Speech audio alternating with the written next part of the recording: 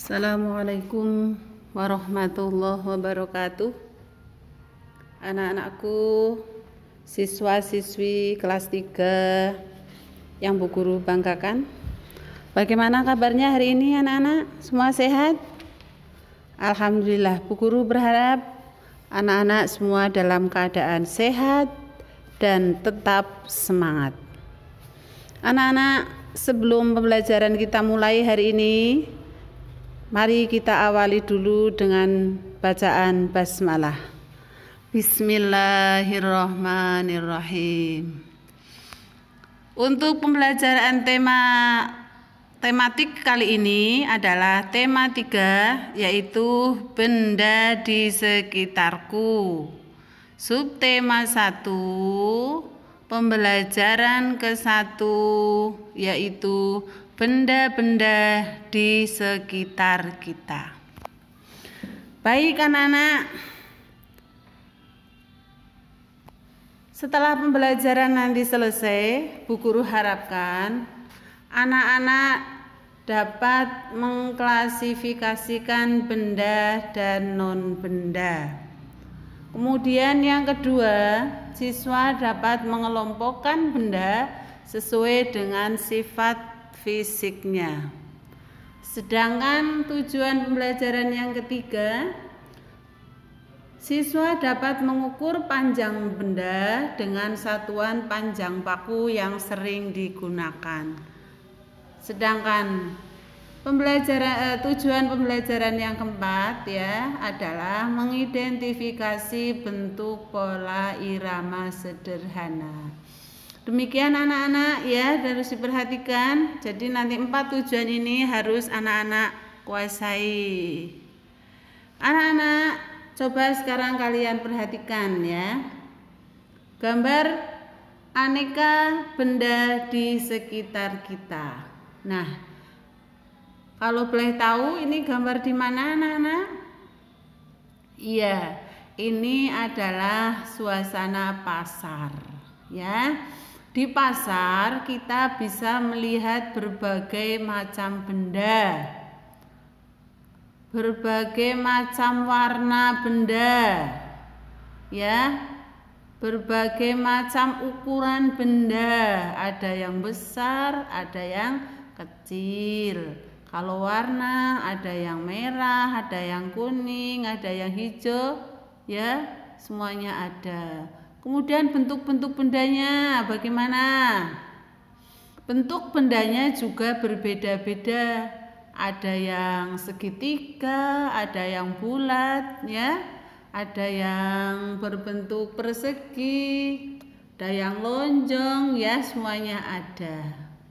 Ini adalah aneka benda yang di sekitar kita. Apa yang dimaksud dengan benda, Nana? Benda adalah segala sesuatu yang menempati ruang dan mempunyai massa. Sekali lagi, benda adalah segala sesuatu yang menempati ruang dan mempunyai massa.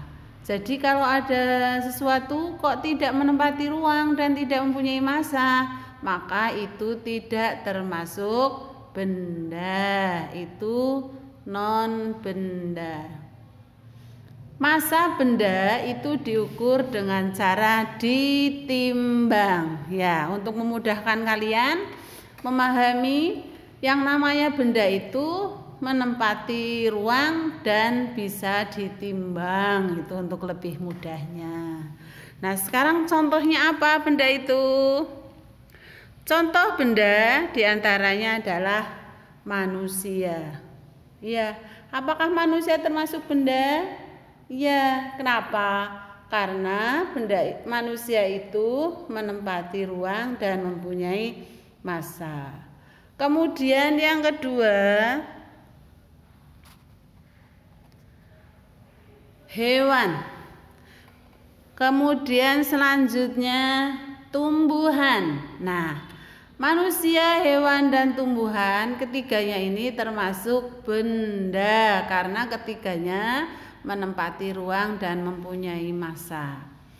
Benda itu bisa dibedakan menjadi dua, yaitu benda hidup dan benda tidak hidup. Kalau manusia, hewan, dan tumbuhan ini termasuk benda hidup. Ada lagi contoh benda, diantaranya adalah batu, air, udara. Nah, batu, air, dan udara ini termasuk benda apa, anak-anak? Ya, batu, air, dan udara termasuk benda tidak hidup. Kemudian apa lagi contoh benda? Kalian boleh mencari lagi benda-benda yang ada di sekitar kita selain yang Bu Guru sebutkan tadi. Nah, anak-anak, sekarang coba kalian perhatikan gambar ini. Ada beberapa gambar yang Bu Guru sajikan, diantaranya adalah panas api unggun, minyak goreng, cahaya lampu, ada ember, ada es, kemudian ada balon. Di dalam balon ada apa, anak-anak? Iya, di dalam balon ada udara. Kemudian ada suara, ada radio, dan ada hewan. Benda-benda ini dapat dibedakan menjadi dua, anak-anak. Ada yang termasuk benda, ada yang non benda. Nah, coba dicari mana yang bukan benda. Ayo, coba dicari. Satu apa? Ya, panas api unggun. Yang kedua, cahaya lampu. Pinter. Berikutnya, suara. Ya, jadi dari gambar ini ada 3 yang non benda, tidak termasuk benda. Sedangkan minyak goreng, ember, es, balon, radio, hewan ini termasuk benda. Ada yang hidup, ada yang tidak hidup. Anak-anak, berdasarkan sifat fisiknya, benda dapat dibedakan menjadi beberapa hal. Di antaranya adalah ukuran, ya. Benda yang ada di sekitar kita itu mempunyai beragam ukuran. Iya apa tidak? Ada yang besar, ada yang kecil, ada yang panjang, ada yang pendek. Nah, seperti gambar ini. Almari besar. Terus apa ini? Roda kecil. Kursi panjang ya, tinggi ya. Terus buku kecil. Jadi menurut ukurannya benda itu benda yang ada di sekitar kita itu mempunyai beragam ukuran. Kemudian berikutnya, benda yang ada di sekitar kita juga mempunyai bentuk yang berbeda-beda. Mempunyai beragam bentuk. Perhatikan benda-benda di bawah ini, ya.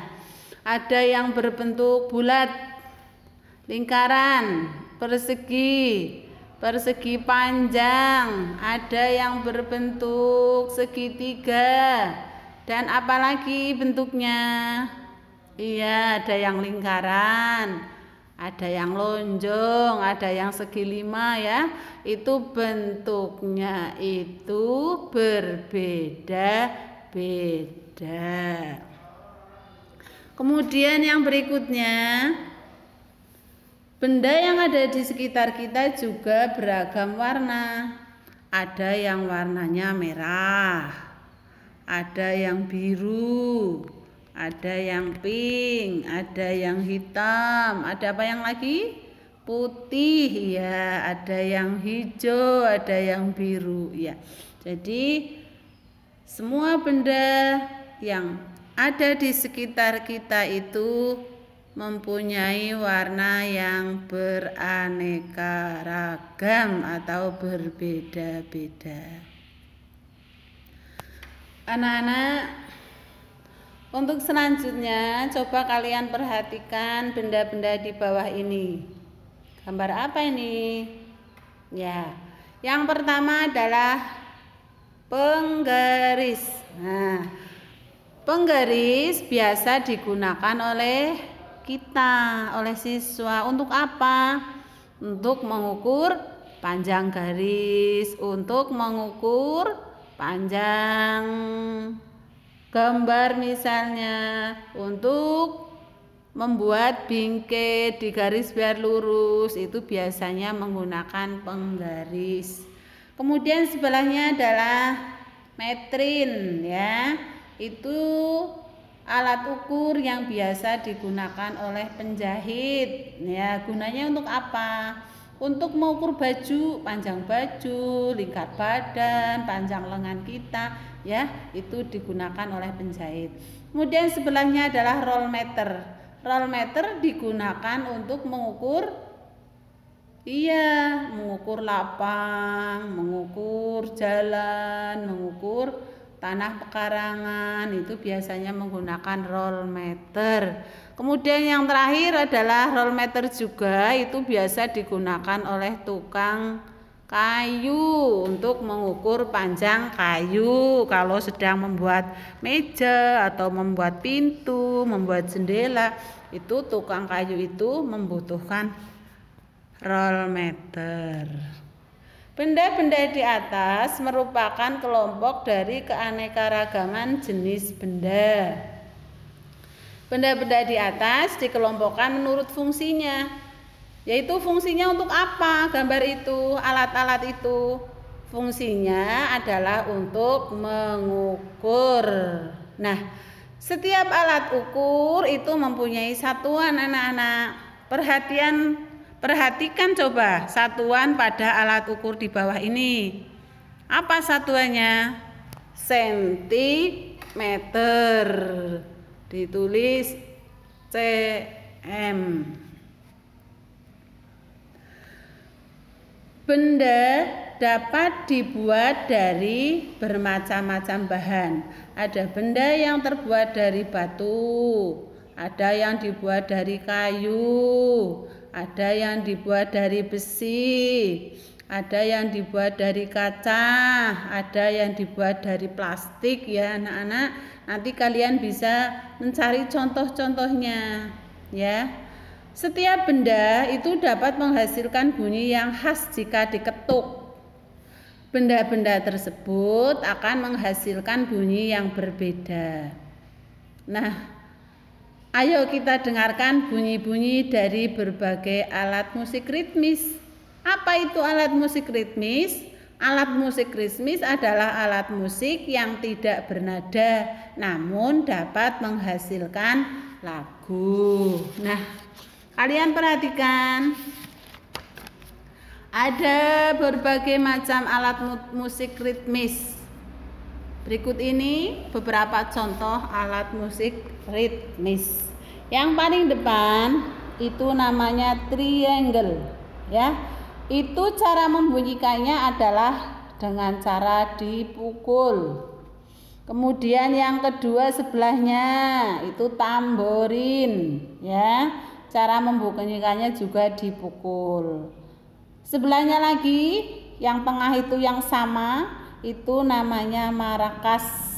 Satu pegang tangan kanan, satu pegang tangan kiri. Cara membunyikannya bagaimana? Digoyang-goyang, cerik cerik cerik cerik cerik cerik gitu. Kemudian untuk gambar sebelahnya adalah kecrik, ya. Itu juga sering kita lihat. Itu cara membunyikannya juga digoyang. Kemudian yang terakhir adalah gambar kendang. Kendang cara membunyikannya adalah dengan cara dipukul. Nah, gambar-gambar ini termasuk alat musik ritmis. Kemudian alat musik yang seperti gitar, pianika, ya. Itu apa? Itu termasuk alat musik apa? Itu namanya alat musik melodis, karena masing-masing alat musik itu sudah ada melodinya, ya. Sedangkan alat musik ritmis itu alat musik yang tidak bernada. Kalau gitar, pianika itu ada nadanya. Kemudian tepuk tangan juga termasuk alat musik ritmis anak-anak ya. Tepukan meja, ketukan ke meja, kalian perhatikan ya. Ketuklah dengan kuat untuk K, tangannya lebar, itu kuat. Kalau hanya 2 jari itu ketukan sedang, kemudian 1 jari adalah ketukan lemah. Nah, coba kita ikuti pola irama berikut ya. Pola pertama, kita ketuk tangan kita ke meja dengan 5 jari semuanya, itu adalah ketukan keras. Kemudian yang kedua dengan 2 jari ketukan sedang. Contoh 1 2 1 2 1 2 ya. Itu pola pertama. Pola yang kedua dengan keras lemah lemah, keras lemah lemah, keras lemah lemah, terus begitu. Kemudian yang ketiga adalah keras lemah sedang lemah, keras lemah sedang lemah, keras lemah sedang lemah. Nah, ini juga bisa untuk mengiringi lagu anak-anak. Akan tetapi tepuk tangan ini juga tidak mempunyai nada, maka tepuk tangan juga termasuk alat musik ritmis. Nah, demikian anak-anak, semoga anak-anak bisa memahami apa yang sudah Bu Guru sampaikan. Nah, untuk berikutnya sebagai evaluasi bahasa Indonesia, nanti kalian coba lengkapi tabel berikut ya. Sudah ada apa ininya, nanti kalian tinggal mengisi benda, jenisnya apa saja, terus sifat fisiknya apa, kemudian ciri-cirinya. Kemudian selanjutnya untuk matematikanya, tentukan hasil pengukuran pada gambar benda di bawah ini. Nah, nanti kalian kerjakan. Panjang penghapus berapa senti, pensil hijau berapa senti, ditulis di belakangnya ya. Kemudian untuk SPDB-nya membuat pola irama dengan tepuk. Nanti kalian praktekkan ya untuk mengiringi lagu. Buatlah pola irama sederhana dengan tepukan untuk mengiringi lagu.